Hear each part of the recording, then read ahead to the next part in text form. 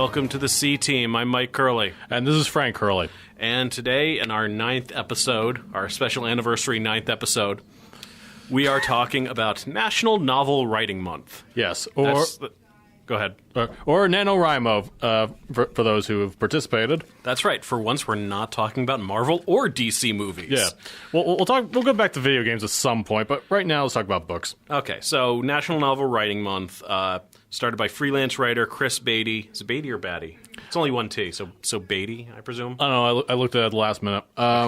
Started in 1999 to basically to encourage people to write, because a lot of speaking as a writer, one of my biggest problems is that, motivation and deadlines. So having this as a motivation, just get 50,000 words, which is roughly novella length, done in the month of November, is very good for motivation, for just getting it on the page.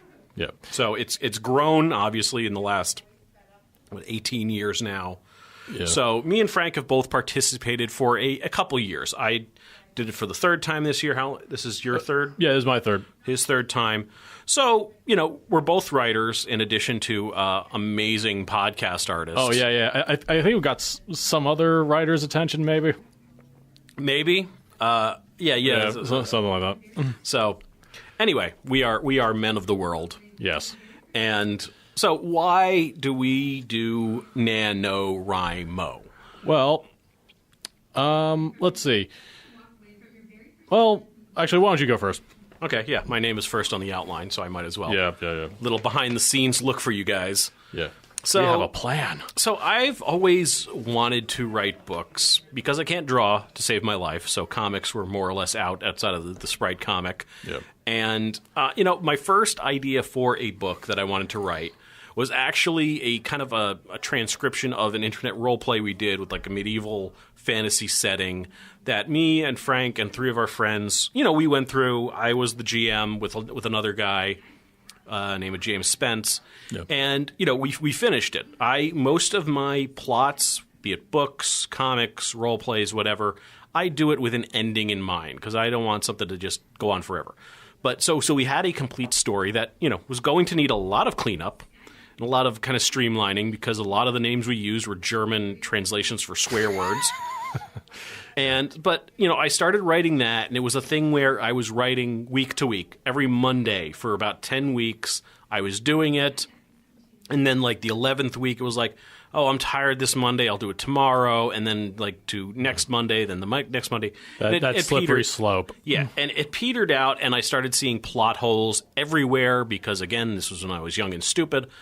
And so I kind of just, that fell off. So eventually I had an idea for a story, literally just on the way home, driving home from work one day, and an idea just sprang into my head of like taking my friends, family, and people I knew both in person and on the internet, and making them into characters in a medieval fantasy setting. And I totally have not bribed him to make my character just shine. No, he hasn't bribed me at all. I'm waiting for that bribe. But anyway, so I had this idea, and I had it on the way home, and I got home, I opened up a Word document, and I just wrote down an outline, which at the time just consisted of like the 4 principal characters, me, my 2 brothers, and my cousin, and, kind of spitballing, their relationships, their personalities. I even wrote down what kind of horse they rode, because that was important to me at the time. Well, yeah, I mean... But it was a thing that was in the original book mentioned like once, and then they ditch the horses and never see them again. Well, you always have, details in the background, But yeah, so I wrote this down, and then a couple years later, I decided to do NaNoWriMo and decided to go ahead with that story. So, and really for me, again, it's the deadline. Having that daily deadline, get 1,700 words down every day, is the best thing for me, especially like as a journalist. That's always been the thing. Daily deadlines, just get it on the page, and that's helped me get things written down better than any other kind of self-motivation I've ever tried. Yeah. So, Frank, why don't you take it away while I drink my tea? I actually completed this before Mike did. I kind of had this almost comic book evolution of characters in the back of my mind. It started with the Sprite comics, fan fiction, which a lot of writers get their start on, and the character just kind of evolved, and then I had other characters around that character, and so they went through. In my head, they had like the golden years and the silver age, and then the dark and edgy age because I read Frank Miller for too long, and so I kind of feel like I'm at the film universe where things are grounded and things kind of make sense. So where you've had enough time with it to kind of let it gel in one coherent thing. Yeah, it's like, okay, what actually worked, and so I watched Avengers. And I was always curious of, like, what it would be like if that was the first, movie in the whole thing. I mean, this is before DC, We're not talking about DC today, Frank. I'm kidding. Well, I'm just saying this is before, DC tried it. And so I had this idea of just we have first-person shooters about aliens, and we have first-person shooters about demons. What if the aliens and demons both decided, just this big pincer attack, and so I put these comic bookish characters in the book, for a futuristic setting with the framework of this really over the top rock star of this band called Sorry and Might. Yeah, that has nothing to do with, say, a band named for a force of dragons, perhaps. Yeah, who's always over the top. Yeah, I can't think of it, but and my problem with my writing up to that point is I was taking it way too seriously. Just every single sentence I wrote was like, no, this is no good. This is no good, and I might not even be like a chapter in. So this was a true exercise. Okay, shutting my brain off. I'm just gonna take the toys out of the toy box and have fun. And I don't think I did half bad. I mean, you read it. What do you think of it? I thought it was entertaining. Yeah. It was not too difficult to follow, even with the cast of characters. Part of it was because Frank took a different route than I did, where I made my characters out of people that I knew. He kind of drew characters that me and him over the course of our childhood had, kind of come up with in, our make-believe stories and playtime, basically. Yeah. And other assorted short fiction, the occasional role play, and stuff like that. The characters that we would make if there was like a create a character option in a video game. Yeah, basically. So it was a lot of that, so I could follow the characters. But, it was entertaining popcorn fun. Yeah. Better than Suicide Squad. Yeah. I mean, obviously you shouldn't eat popcorn while reading a book. That'll just make a mess. But yeah, and I was just like, I could do this. And no, this isn't going to be like a Nobel Prize or Pulitzer thing, but I completed it. I finished it, and it was just, I mean, one funny story. My first attempt. So it got to be November 28th. I put down 20,000 words. So it was crunch time for the next 3 days, and you could definitely, if I ever show the book in any other capacity than I already have, you'll see it, definitely toward the end, during the big climax, things start to lose a bit of steam. That's because I too was losing a bit of steam. Yeah, but it's. You got there is the important thing. Yeah, I got there. Just crawling my way to the end of a pentathlon, got there. Solid Snake at the end of Metal Gear Solid 4, just fingertip crawling down the microwave hallway. Yeah, and then I got a fist fight with some guy my brother possessed, and it was kind of weird. I was going through a phase. Yes. And so, yeah, it's, I finally, and, this little achievement, I didn't take it seriously at all, but it's just like, I can do this. Yeah, it shows that, it gives you the confidence to put it on paper, just to get it on paper. Just that artificial deadline of, okay, do this every single day, and it helps you go ahead. And, so I have actually published the two first books I did it. The first one in 2014 I wrote it, and I published it in 2015. It's called Brothers of the Curled Isles. It's, kind of a straightforward fantasy sword and sorcery adventure, and it's based most directly on that initial outline that I made, that I just kept as a file for a couple of years before I went ahead and did this. So, I've sold maybe about a dozen copies, mostly to the people who appear in the book. And fan service. Most of them have been very charitable in saying that it was enjoyable. Again, some of them are in it, so they're not going to say it sucked. But some of the more honest criticism I've gotten is that it is clearly a book it's clearly a first book, and it's clearly a book that was written in a blitz in 30 days, which I understand. I was there. I get it. So, and you were definitely. I feel you were definitely more grounded as far as how the world works in the second one. If that makes any sense? Yeah. The second one, I kind of took my time a little bit and planned a little bit of it throughout the year beforehand.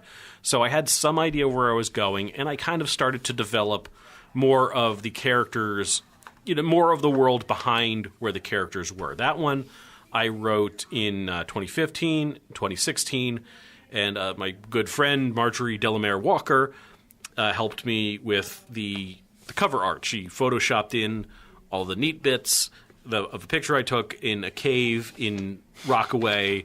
And I took this picture in the cave in Rockaway, in New Jersey, in November, right when there had just been like a bear attack in Rockaway, like the week before. So that's another story where I'm like, oh, I'm halfway there, and I might get eaten on this trip. I should have brought somebody with me. It's for the book though. Yeah. It's for the art. For the art, dying for the art. So me, a backpack, and my little plastic skull named Bob. Bob posed for the picture. Yeah. But anyway, so that one was, I feel like it was more nuanced. It was building off the first. It was less like, okay, and then ninjas attacked action, where I had a kind of like an intrigue plot going through half of it, which I'm still not entirely confident I did very well. But, I've heard it is improvement, and my personal best compliment that I've received on the book is a friend of mine reached the last page, read the twist right there, and muttered to himself, "Oh, you son of a bitch," about me. So I consider that a high praise. So, both times it was fun. That one was kind of, on the one hand, I developed the world more, but I had developed the plot less and more as I was going. Like the first one, I had an idea for the climax when I started. This one, the climax kind of came to me as I was writing it. But and in both cases, I went over the 50,000 words, partly because of what I did those times was I introduced like 8 plot lines off the start of the bat to make sure I had something to write about and bounce around with when I ran out of ideas, and then went over. Yeah. As far as world building versus plot, that was essentially the first John Carter book. Mm-hmm. Like he's in this world, he really has no stakes. It's kind of like the Elder Scrolls player who spends like 60 hours doing side quests and then finally gets to the plot. Yeah. So now I'm on the third book. I skipped last year because I was taking some classes at Connecticut School of Broadcasting, which is where we're recording this. Hi. And so much thanks to you guys at CSB. Yep, thank you for giving me all this international fame. Yeah. So this one was the third book in the series. The second book in the series is called Spectres in the Dark. And Spectres is spelled the British way, R-E-S. And this one is titled Shades of History, which is a pun that will make sense when you read the book. Yeah. Literally, shades, spirits, talking about history at one point. So I hit 50,000 words today, which is Thursday the 30th, which is when you're supposed to. But this one is kind of the oddball where I started with really only 2 main plots, and I think it's going to be longer than either of the first 2. I think I'm going to hit at least 70,000 words to actually finish it. But this one it goes more into the background of the world and how it became what it is now. And also my puppy is a character in the book now. Yeah. She's a little puppy in the book too. That's a lesson I learned right at the back of my first book. There was there are 2 spectral dogs that just tackled the wizard. In this case, it was a thing where I came home from work, I was tired, I didn't really know where I was going with the plot, so introduced the puppy. Yep. So if you don't have ninjas, puppy. Puppies, I can get a good couple hundred words out of the puppy just being a puppy. Yeah. Having grown up with 3 dogs and now having a 4th, yeah, we know our way around dogs. So both of the original books are on Amazon as ebooks. They're also on blurb.com. They show up in Google for the most part, although the weird thing is the second one, if you Google it, it only shows like the Japanese it's not translated into Japanese, but just the Japanese page to buy it. I don't know why. Well, maybe you have a cult following in Japan. That would be interesting and a little disturbing. Yeah, but so those are available if any of my dear readers want to buy one and send me like the 30 cents I get from each of them. And the third one will, of course, also be available as soon as I am done and have it read and refined a little bit. Yeah, so just as regards to my work, I only published 2 copies of my first book. Again, it was just a testing ground for characters. So I should probably explain, again, this is the first book was the rock star fan fiction of this universe. And the main series that I'm working on is like Middle Ages, but will become kind of like this high tech magic. So almost like a steampunk thing, or getting there. Oh, not steampunk, but I guess magic punk. I don't know. Yeah, that's a thing. Magic punk. You can append punk to anything to create a setting. Yeah, punk. Punk is out there. Yes. Yeah, that's one with that's the genre where Clint Eastwood just calls people where he's punks. Having nothing but days made. Yeah, and everybody is feeling lucky. Yeah. So there's 2 copies of the first book. You know, my good friend Carazola, how you doing? She has the one, and I have the other. So yeah, and I have completed a book, outside of NaNoWriMo, and obviously that's the first chapters of the series, Dauntless. So if you ever, look at that. If it ever comes out, you know the title to look for. Yeah. So within the next, so anyway, that was like one. I mean, I did have other projects outside NaNoWriMo, but how should I put this? They're my Eye of Argon, so you're never going to see that. Well, Eye of Argon is like internationally famous and in the wrong ways. No, but still, you can parlay that kind of stuff into a career these days. Look at the Kardashians. Oh, I'm topical. Yeah, I'm topical. So what else have you done in NaNoWriMo then? So yeah, the years I accomplished were 2013, 2015, and 2017. 2014 I tried, didn't really work. But so yeah, again, Shadows of the Outlands, a testing ground for the characters. And 2015 I wasn't actually going to do it that year. But, I had a story in mind, and this is kind of in the timeline I had in my head. This is like the 4th book. So you're doing a George Lucas kind of thing. First, you're writing episode 4, and then... Well, first I wrote episode 1, and then 4. Oh, right. Yeah. So at what point does your character build C-3PO? Never. But... that's probably for the best. Yeah. Well, I'm pretty sure if there is a Jar Jar, he's dead by now, but... Good. So in 2015, I had the story in mind. I wanted to get like the earlier stuff done first, but this is the story I had in mind. Just kind of like this, I was trying to do kind of like a modern, like smart iteration of the whole like damsel in distress thing, and it's a very good self-contained story with some world building called the Dragons of Exeter, and to sum up that plot. A ranger has to search through basically a dinosaur park in order to... Okay, we're going to get sued. Yeah, okay. Thanks, all right, so you ranger so Muldoon, ranger in the dinosaur park. Yeah, and trying to investigate a murder. And And meanwhile, the main character's girlfriend is trying to escape from this evil lab, basically. Yeah, so it's a kind of damsel in distress story where the damsel is trying to meet him halfway. Yeah, basically. And, it goes a lot of places from there. And, it's a story I always want to do. I mean, I know people, film and books have evolved the damsel in distress trope, a lot. But, I kind of want to see if I could do it right for myself. You know what I mean?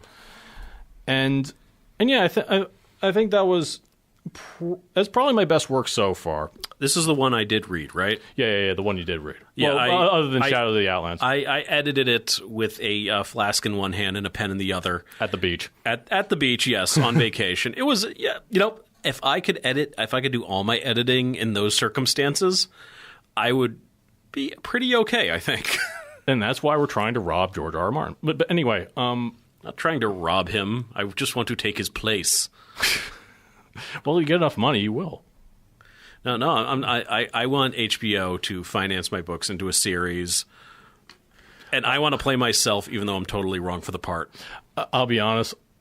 Seeing what goes on HBO late at night, I really don't know if I want my character in that. I'm not talking about late at night. I'm talking Sundays at 9. I'm talking Game of Thrones, not the other stuff. Well, Game of Thrones. Yeah, that's fair. Well, yeah. Anyway, just moving on. HBO, just don't include me in a weird plot, okay? Moving on. Dragons of Exeter. I read it. It was good. There was a couple things that needed editing, but I've told Frank about it, and it doesn't need to be drawn out here. Yeah. And so, this year, see, the first book in the series is essentially a world without magic, who then gets, completely awoken to this cult that nearly destroys the entire, ruling body of the continent. They're really woke. Yeah. Oh, woke. Yeah, they are very woke. Woke AF. I'm being topical again. Just move on and ignore me. Captain Memes over here. But, so yeah, it starts off mundane, but then, and our hero gets, thrown into the deep end. And also, over the course of the series, there's going to be several protagonists. It's not going to just be from the first one. In fact, Dragons of Exeter and the one I did this year is a only so far partially related protagonist. And so this year, I basically did that Ranger's origin story, which is a very John Carter inspired adventure where you go a land that's. Goes from a land that kind of knows about magic, but is preparing for the worst, to a land where magic is just another science. So, and that's kind of all I want to say, without all the spoilers and stuff. Yeah, buy the book, then you'll know what he's talking about. Yeah, buy the book. Buy mine, too. Yeah, just know it's a fantasy novel. There will be magic at some point. Well, yeah, you've mentioned magic once or twice in the last 20 minutes. And so, yeah, again, the whole exercise, so far, I mean, I had the first one written, but, so far, 2 in this whole chronology have been, at the very least, got a rough draft. I mean, I don't think I'm ever going to, I think these are going to be novellas. Like, how long is a Dresden book, do you think? Probably way more than 50,000 words. I would say at least double that. I don't know off the top of my head. I just know that, like, the books that I've had printed out are much thinner than Dresden or really any other novel I've read. Yeah, I mean, I can kind of live with that. Just a whole series of shorter books. Yeah, not everything has to be a 900-page epic. Yeah, Looking at you, Terry Goodkind. Yeah, padding. Well, our dad read me some passages from Game of Thrones, and it is amazing how much he could just go on and on about this one guy's skin color, like. You could have cut that paragraph in half. Yeah, I have my thoughts on George Martin, and we'll get to them. Yeah. So talking more about like what kind of got us into it. I mentioned the inspiration. I said before it came to me on a drive home. The characters in my book are all loosely based and with names not too far off from our actual names. Like my cousin Anthony is in there as very creatively named Antonio. Yes.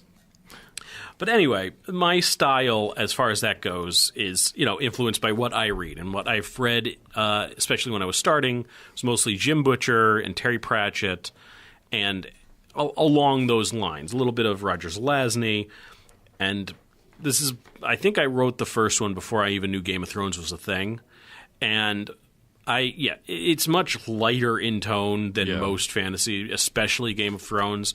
So I probably end up more in the young adult fiction, or it's the kind of stuff that would make a good PG-13 movie, I think, because there's sword fights, some little bit of blood and guts, but like not. I'm writing about people who are based on my friends and family, so there's no like nudity or anything. I'm not gonna use the word edgier, but I'm pretty sure mine are a bit bloodier than yours. Probably. I mean, there's not a lot of death in general in mine. A lot of the villains that get killed are either monsters or skeletons or something like that. So, and I don't mind writing it. That's what I like to read. I kind of like the softer stuff. I don't watch Game of Thrones. I read the first book, and I didn't want to read any more of it. Yeah. Tyrion's cool, but that's about it. Yeah. There should be just an all Tyrion collection. I would watch that. I would watch a show just about Tyrion. Yeah. Little man gets drunk, he knows things. I can get behind that. Yeah. He's the cool uncle to an inbred tyrant. Yeah, he's the cool uncle to the worst child ever. Yeah. Really. Yeah. Joffrey does not deserve him as an uncle. Yeah. And Joffrey should have died about 4 books before he did. Yeah. And yes, I'm aware he dies in the 3rd book. Spoilers for the series, the TV series that came out 3 years ago. Yeah. Anyway, moving on. Talking about our inspirations, like I said, I'm mostly Jim Butcher and Terry Pratchett, and kind of whatever I happen to be reading at the time I was writing. I'm kind of like a metamorphic writing style where you can tell what I was reading by some of the passages in it. Yeah. Where just like the style of how I describe things especially takes after Pratchett, and Pratchett's ability to describe something perfectly without ever actually physically describing it. Yeah, that dog, it doesn't look like he knows how to talk, but he knows how to curse. Yeah, that is like one of the perfect images, and one of my favorite lines from my second book is along those lines, and it's something like I'm talking about a terrible musician, and the description is he's treating the instrument like his first lover. He's not sure where he's supposed to put his hands, and everything that's coming out of it sounds tired and disappointed. Which, doesn't that give you the image of some teenage snot, in a tavern just plucking away and not having any idea what the hell he's doing? Yeah. So okay, so what inspires you, Frank? Death. No. So this is the emo podcast. Yeah. We're gonna be edgy and write poetry. 3 edgy, 4 black. 5 all important movies start with black. 3 edgy, 5 me. Yeah. No parents. Anyway, so when I first started regularly writing, the 2 authors I was reading regularly at the time were Jim Butcher and Terry Pratchett. But that's entirely my fault. Yeah. But at the end of high school, I was a big. See, in high school, I was exposed to Sin City and Conan the Barbarian as films. That is not my fault. Yeah. Oh, yeah. That's entirely my fault, and it's great. But then, I remember we were on our way to watch X-Men 3, unfortunately. But fortunately, we stopped by a bookstore, on the way there. And so I find, a copy, The Coming of Conan, Conan the Cimmerian. I forget what the precise title. It was one of the Conan collections of short stories. Yeah. And so I find that. I was like, oh, yeah, sure, I'll give that a shot. Now, I was a beginner reader. In fact, I started reading this before I even read Butcher. But,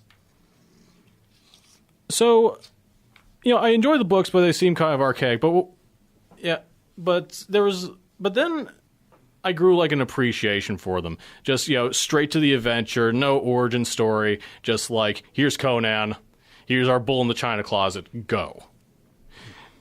Yeah, he kind of comes fully formed in the stories. It's not like the movies where they got to go through, he was born on a battlefield, his people were destroyed. No, here's Conan, he's already a badass, moving on. Yeah, for those who just watched the movie, his backstory is basically like his crazy grandfather was telling him about all these strange lands that he visited, and Conan's like, cool, and then leaves. Yeah, there's no raised village. The Sumerians are still out there. They're totally fine. In fact, Conan helped raise a Aquilonian guard post when he was like 14. Yeah, so I don't know why the movies always go with the last of his kind, because it's not a necessary angle for him. Yeah, I mean, when you're doing a big epic movie, you kind of want something like that. But I can kind of see Conan movie being like a series of shorts, but I'm digressing. So straight to the action. Conan, far from like the stoic, silent, Arnold Schwarzenegger, like he has a lot of charisma. He's just a lot of fun to be with. Like in the very first story, he gets he's already king. These stories are written out of order, and so he gets ambushed in his sleep, fights back, is bleeding head to toe. All of his subjects are going, Sire, are you dead? Are you all right? And he just yells, "Wine!" Yeah, he's interested in what's really important at that particular time. Yeah, and it was that moment, that little bit of text, that told me I was reading the right book. and so I gained more of appreciation for like that, just straight to the adventure, aspect to it later on. Reading it again as a more mature, practiced reader, and then I came across. But even then, especially the first protagonist of the story, definitely more Harry Dresden or Jim Butcher than anything else. And then I came across John Carter of Mars, which I was interested because same-ish era of pulp. And in fact, he inspired a bit of some of Robert E. Howard's stories, and so something captured me because. I like the movie, but again, it's kind of like he's in the desert of Arizona, looks at Mars, has out-of-body experience, and then just put on Mars. Yeah, the book does not go into the technical explanation of how he ended up there. And this era, it's a lot of, tell, don't show in a lot of ways. But the way they do it is it's very colorful, very like purple prose. From third person standpoint for Conan, just everything's just like you have the sword crushing people's skulls. You have just there's a bard behind this just putting in his all. He wants you to know every single detail. And it's very comic bookish. The way he illustrates these scenes. Yeah, no one just bleeds. Its blood was gushing or spurting forth. Yes, painting the blade red as it ran, etc. Yeah, think of if Eye of Argon was done right. That's basically Robert E. Howard. It's something you have to narrate in this voice. Yeah, or like the Lego Joker. Batman, like the Joker. It's like, or like Lego Batman, where he talks like this the whole time. Like thundering down. Something more like that. Yeah, no one can just quietly enter a room and sit down. No. In these books, no. It's like He-Man with the over-exaggerated things. Like the toys never stood up because they're all in the permanent grimace pose. This is the narrator is someone coming into a bar and like a stormy night. It's like, guys, I have a story to tell you.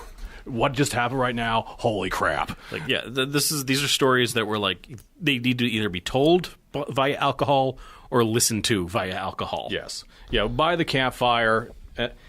They're legends. They're legends told in a bardic tradition kind of thing. Yeah, and I know, again, it's show, don't tell. That's the rule for a lot of mediums these days. Video games, films, everything like that. But you have the right author. The telling can be just as fun. Yeah, the right author can take a mundane thing and make it sound fantastic. Yeah. So then I got introduced to Edgar Rice Burroughs. And read through. I basically inhaled the initial John Carter trilogy, and I kind of like the character again. He's done Arizona, has out-of-body experience, onto Mars, and just like got nothing else to do. I'm going to explore, and so he makes some friends. He gets into danger, and he doesn't have any stakes at that point, and that's kind of the beauty of the first first book. I mean, if you want a plot that you're just thrown into, you can't really guarantee it. But, this first-person narrative that is just exploring, enjoying, almost like a naturalist, finding another land. He goes over... Almost an anthropological thing. Yeah. He goes over, the science of, how this land without water survives. He he describes all the creatures. He learns the language, and it's world building without plot done so right. And that's based. And that again, Connor Falco. He's like the ranger adventurer, John Carter sort of hero. And when I did Dragons of Exeter, it was definitely a mix of Robert E. Howard and Edgar Rice Burroughs. Just this adventurer. He enjoys what he's doing. I mean, there's definitely more of a plot, but he's in it. Like you see what I mean? Yeah, he's involved in it. He has stakes in it. He's invested at that point. Yeah, and yeah. I mean, I'm not going to quite write like they did back then. They're walking thesauruses. Those authors purple prose is called that for a reason. Yeah, and it is beautifully done, and it's a style that sadly doesn't come up much these days. But I at least want to capture the spirit, even if not the vocabulary. Yeah, and it's a good spirit to capture because, like you said, it's not something that comes up a lot. So there is that niche there, and sometimes you like a little old fashioned. Yeah, just like Coulson said. Yeah, we're sorry, I'm drifting back to Marvel again. Yeah, well, I can kind of see. Unfortunately, Robert E. Howard, he killed himself in 1936. But I would have loved to read stories that would be inspired by World War II. Why in particular stories inspired by World War II? Well, just to see what kind of stories I'm hearing about a world war like that. I would just like to see what kind of stories he would write about that, or probably less optimistic stories, because that was the trend in science fiction in particular. There is a stark divide between the stuff written before 1939 and stuff written after 1945, just in tone, if not in substance, where before 1939, science was going to take us to the stars and beyond. We were going to meet fantastical creatures that would solve our problems. And multinational groups, one of my favorite pointing to this is The Martian Odyssey, in which a Brit, an American, a German, and a French guy get to Mars through the miracle of nuclear explosions. And he rocket jumped. Yeah, Well, that's what a rocket really is. Anyway, they get there, and it's this fantastical world. They find a cure for cancer, and it's cool aliens. And if you read anything after 1945, if there's nuclear power at all, usually it's because it's either the brink of or just after a world war happened. So much science fiction after 1945 takes it as a given that we're going to blow ourselves up. The Martian Chronicles is a stark difference to that, where instead there's 3 or 4 failed missions to Mars. Then we wipe out the Martians basically the same way, through disease and accident almost. And halfway through the book, Australia explodes. And it's just gone. I mean, and that's the shame of it, because Australia's not going to piss anybody off enough to blow them up. But it'll anyway, kill you, but won't piss you off. But anyway, it's 2 stories in the same vein of here's what exploring Mars is like.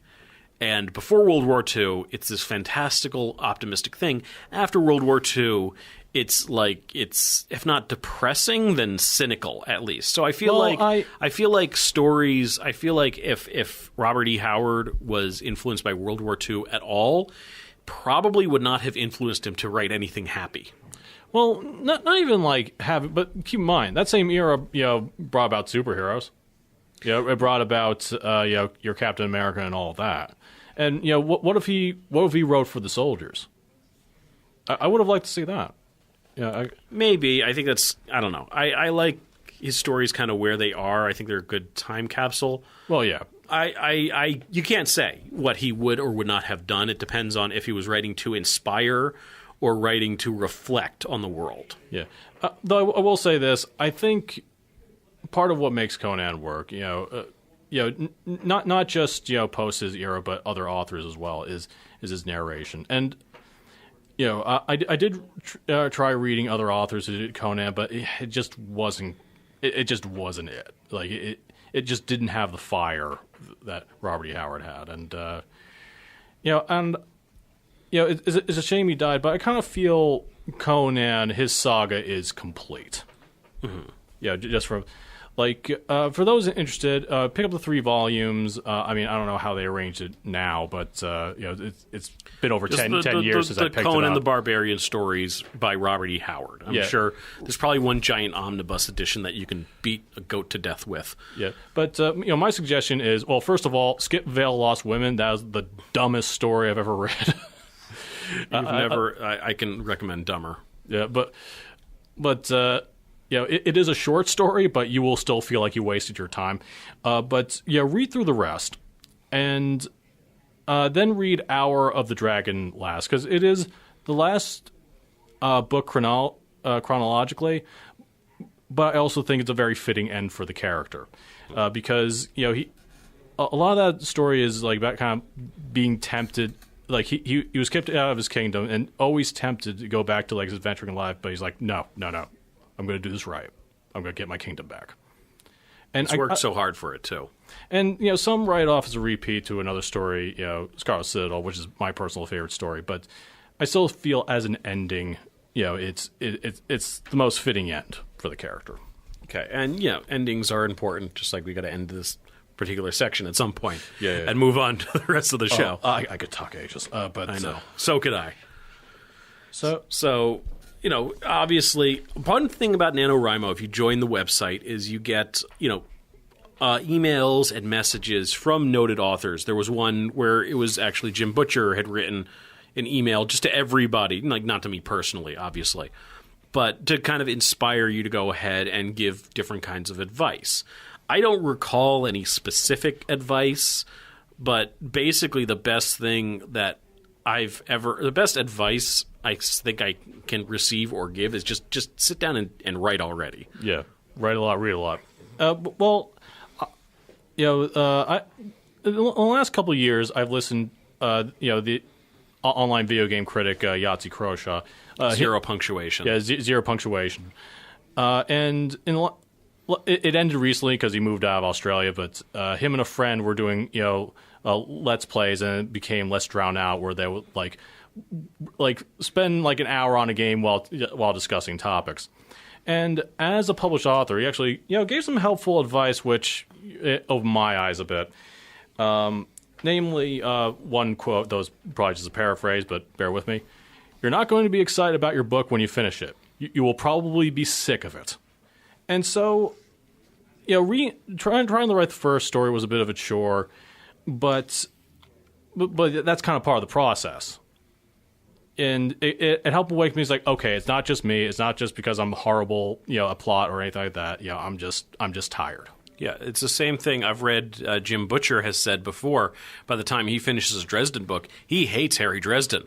Yeah. And he wants nothing to do with him for a little while. So that's so it makes sense. You finish the book, you're tired of it, you need a break, just like with anything else. If anything else you can do, you need a break from it. So it's not a sign that you're a bad writer or incapable. Yeah, it's just a sign that you're human, really.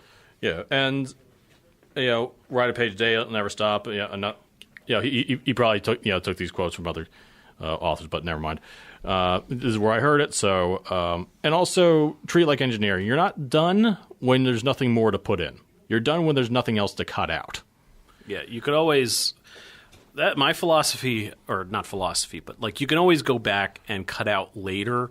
And I'd rather have more that I need to cut than have to fill things in. That's part of it. Journalism is the same way.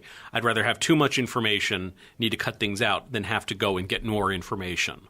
Yeah, and that's just a natural thing. You want to more is better. Yeah, and being able to trim the fat and get down to the core of it is what makes you good as a writer. There's a lot of things that the book I'm writing now, I created like a stable of characters and ended up cutting 2 of them just because they were superfluous. They weren't really bringing anything to it, and they weren't really going to serve a purpose in it. So to get things moving, I'm like, okay, you guys, you no longer exist. Yeah. There's a bit of a power play there where it's like, yes, I created this world. I can destroy this world. I can dictate. And I have occasionally half-jokingly threatened people, knock it off or I'm writing you out of the book. Yeah. But, a lot of it is writing what you know and writing what you like. I think I mentioned before, Discworld, Terry Pratchett, if he wrote a phone book, I would read it cover to cover. But most sarcastic phone book ever. Yeah. Well, he influenced me a lot as far as writing style goes and world building. And him and Jim Butcher, to an extent that they both write worlds that keep going when you're not reading it. Yeah. They write a book and like the next book's a year later and everyone else has moved on with their lives in the book without Harry Dresden having to be there to watch it. And that's kind of what I try to go for, to create a world that makes sense as a world going forward. And it's a tough quality because a lot of times you want to show the cool parts of everybody's lives, but you have to understand that sometimes things happen between the lines. The Dresden Files, he said that's Harry's one worst week of the year, so he has other things in his life. Yeah. And same thing with Discworld. Terry Pratchett has said, I want to build a world that keeps going, a city that keeps going even when you're not reading the book. So that's kind of the sense I try to go for. As far as tone and writing style, it's probably closer to the Chronicles of Amber and Roger Zelazny, in which the narration kind of gets smart-assed a little bit too. And, it's kind of a very... I think the Chronicles of Amber is probably closest to what I write as far as tone goes, because it's not like Game of Thrones, everybody dies, but, there are stakes, there are consequences, and it's kind of a very genial read where it's interesting just to note the characters and the world they live in. And I would recommend, most of these I would recommend. I guess other smaller influences, Codex Alera, again, by Jim Butcher, which is another like sword and sorcery. Yeah. And a little bit of Robert Heinlein and Philip K. Dick sneaks in there a little bit. But Dick always sneaks in there. Quiet. Yeah, that was the thing my professor, Dr. Youngquist at Penn State, once told me. By the end of this class, you will say, I love Dick. I try to append Philip K. before it whenever I remember to. But so yeah, those are like my favorites, my influences. And I do want to say something about A Song of Ice and Fire. I do not like the storyline, but his style of writing I can get behind. And I like Tyrion. So I kind of try to write just kind of a melange of all of those guys into my own style, although what I've read most recently sneaks in and kind of like influences the tone at times. Yeah. So yeah. I mean, I also like Codex Alera, and which is almost like John Carter at a much grander scale, not just one person, but an entire legion. Yeah, that's exactly what it is. Yeah, and I thought that was kind of interesting, and I do like the magic as science aspect to that. Lord of the...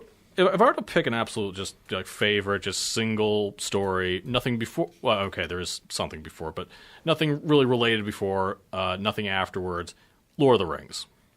Just as high fantasy, just... It's the original high fantasy, really. Yeah, him and Robert E. Howard, just... Before everyone was deconstructing everything, I always prefer to look at it as like, okay... Before anyone, wants to deconstruct something, what were they doing? And, when I find Lord of the Rings is a slow burn. Fellowship of the Ring can be a little discouraging at times, but, when I read through, Helm's Deep, I was like, yes, this is it. Glowing swords, speeches against the enemy. Yeah. Just high fantasy, none of this gritty. I mean, it's war. Yeah. to be fair. But it's kind of in contrast. I guess Game of Thrones is deliberate contrast, where Game of Thrones seeks to subvert the tropes, like the prophesied king, the son avenging the father. Lord of the Rings and stories like that show you why those tropes became popular in the first place. Right. When they're done well, even the most by-the-numbers story can be really compelling. Right. And some people's like, well, it's so old, we've seen these tropes before, but like, no. This is when they were done right. Is the copycats that kind of, dictate, that require a deconstruction. Yeah, deconstruction is all well and good, but I have a soft spot for seeing, I like Watchmen. I like the deconstruction of the story. I like The Dark Knight Returns and stuff like that show, okay, this is kind of the natural consequence of having these characters.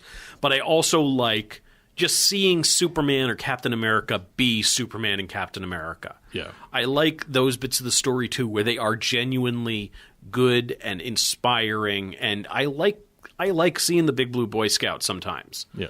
So I know I keep saying we're not going to go back to DC, but I guess superheroes are the modern literature to the point where they're modern myth. They're modern myths, but they're the stories that connect everything, and it's an easy shorthand. But I like seeing the reconstruction, the post deconstruction. It goes the story. This is what works. Deconstruction this is kind of how it would affect a more realistic quote unquote take, and then you have the reconstruction, which brings it back to the roots and shows how a story like that can still work. Yeah. And, I always felt, reconstruction is the strongest. Because, my feeling on deconstruction a lot of times is no kidding. Sometimes. You see what I'm saying? It's like, people saying, well, in the real world, this wouldn't work. I'm like, yeah. Yeah. Yeah. And, maybe that makes me a downer about a downer. But, thank you, Mike. Okay. We don't really have time to talk about N. Longa. One of these episodes I'm going to talk about N. Longa from Solomon Kane, but that requires more time than we have, I think. But I do want to discuss just like before anything with stereotypes. Now, a lot of people see like the hero barbarian as one with the land. He has this code of conduct. All like that. Conan really has no such thing. Yeah, he's a thief and a marauder and a pirate before he's ever a king. Yeah, and here's the funny arc, because Conan in a way has an arc, but everything's written out of order, just wherever in the timeline Howard is thinking of at that moment. But there's definitely a change before and after he becomes king, and it's even in the second post coronation story, it's even addressed.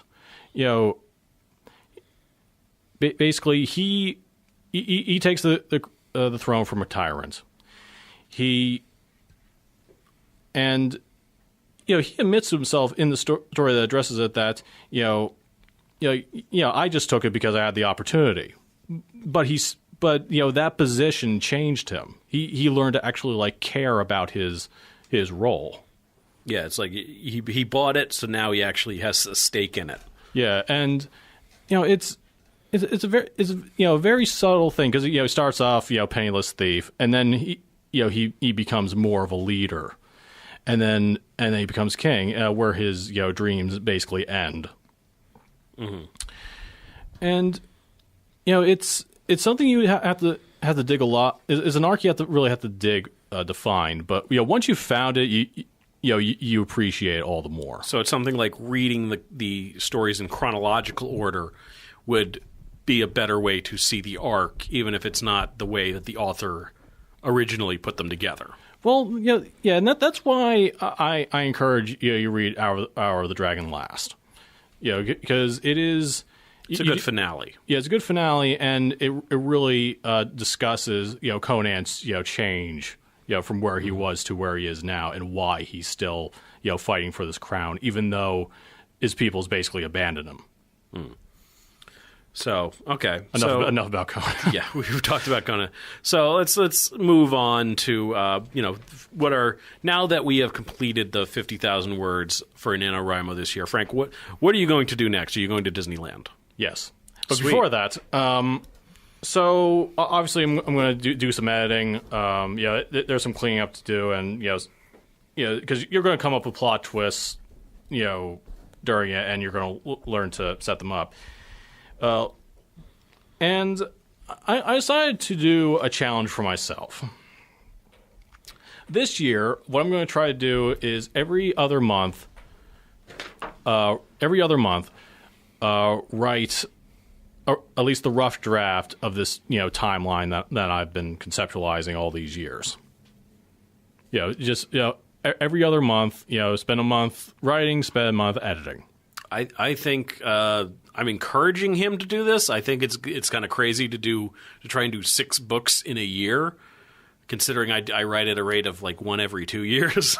Yeah, and it's a daunting proposition, but more power to you for trying it. Well, here's the thing. The first 2 stories were arduous because they're basically origin stories for 2 of the bigger leads. We're past the origin. We're past explaining how everything works, and so we're just going to go forward. Less explanation, less exposition.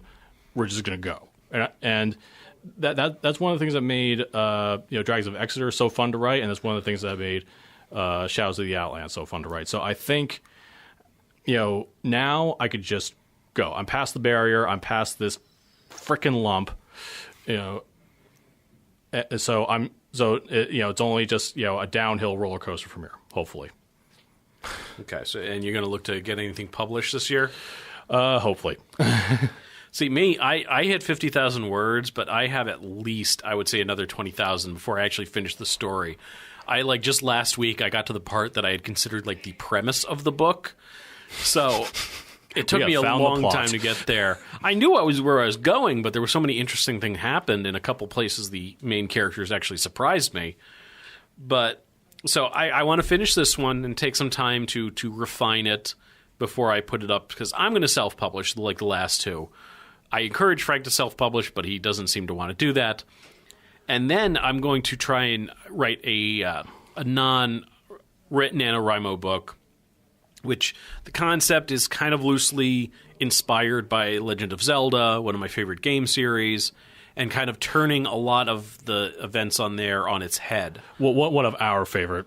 Yeah, one of our series. favorites, Yeah. but in the context of me. This one's actually inspired by a song by the group Master Sword. So if you guys are listening, probably not. Thank you for that. So I'm going to, I want to expand what I'm writing. The NaNoWriMo has been a very good motivation, but I want to also kind of write, I guess, the more traditional way. So I got to find the motivation to do that, because I have a pretty decent outline of where I'm going with that. Okay, actually, I have just one little challenge for for everyone listening. All 3 of you. All 3 of you. Read through Solomon Kane's stories, Robert E. Howard, and let me know what you think about the character N-Longa, N-apostrophe Longa. Yeah, that's all I'm going to say. And I can't guarantee you'll fall in love with him, but you might find him interesting. So that's my little challenge for everyone. All right, and with the first annual Frank Curley challenge, I think we're going to sign off. I'm Mike Curley. And this is Frank Curley. Don't be eliminated. All right. Right you are, Ken.